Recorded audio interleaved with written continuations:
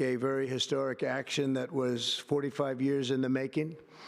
In a few moments, I will sign an executive order to begin eliminating the Federal Department of Education once and for all.